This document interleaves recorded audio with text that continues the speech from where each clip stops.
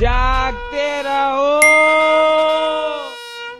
कोविडमध्ये जवळपास सगळ्याच व्यावसायिकांना फटका बसला। आता अर्थव्यवस्थेमध्ये सुधारणा झाली आहे। मात्र 2020 आणि 21 मध्ये झालेल्या नुकसानीतून अजूनही अनेक लोक पूर्णपणे बाहेर आले नाहीयेत। दुसऱ्या बाजूला भारतात तरुणांचं प्रमाण जास्त आहे। भविष्याचा फार विचार करण्यापेक्षा आहे तो दिवस आनंदात जगण्याकडे तरुणांचा कल आहे।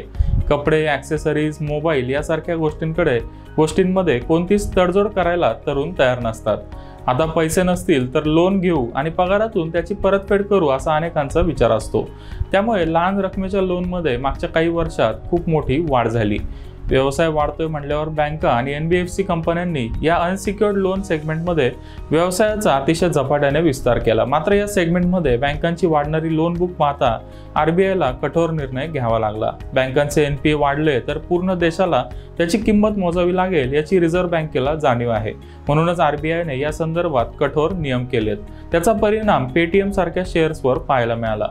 पण अनसिक्युअर्ड लोन म्हणजे काय, ते घेणं का टाळावं आणि RBIच्या निर्णयाचा आपल्यावर काही परिणाम होईल का ते जाणून घेऊया। कर्जाचे दोन प्रकार असतात। पहिला प्रकार म्हणजे सिक्युअर्ड लोन, जे लोन घेण्यासाठी एखादा ॲसेट तारण किंवा गहाण ठेवावा लागतो त्याला सिक्युअर्ड लोन म्हणतात। Home loan, car loan, loan against shares हे सगळे सिक्युअर्ड लोनचे प्रकार आहेत। तर ज्या लोनसाठी कोणताच ॲसेट तारण नसतो त्याला अनसिक्युअर्ड लोन म्हणतात। यामध्ये पर्सनल लोन, क्रेडिट कार्ड किंवा एज्युकेशन लोनचा समावेश असतो। सिक्युअर्ड लोनमध्ये बँकांची जोखीम कमी असते, कारण जरी कर्जदाराने EMI भरले नाही तरी बँक ॲसेट विकून पैसे मिळवू शकते। त्यामुळे अशा लोनचा व्याजदर अनसिक्युअर्ड लोनपेक्षा बराच कमी असतो।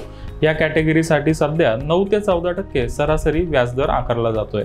तर दुसऱ्या बाजूला अनसिक्युअर्ड लोनमध्ये बँकांकडे काहीच तारण नसतं, त्यामुळे बँकांसाठी खूप जास्त जोखीम असते।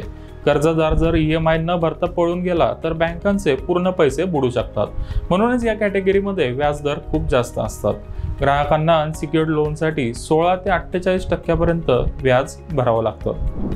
मागच्या काही वर्षात बजाज फायनान्स सारख्या कंपन्यांनी कन्झ्युमर फायनान्स सेगमेंटमध्ये क्रांती केली आहे। फॉरेन ट्रिप, लग्न, फर्निचर, इलेक्ट्रॉनिक अप्लायन्सेसची खरेदी यासारख्या कोणत्याही कारणासाठी आता काही मिनिटात सहज कर्ज मिळतं।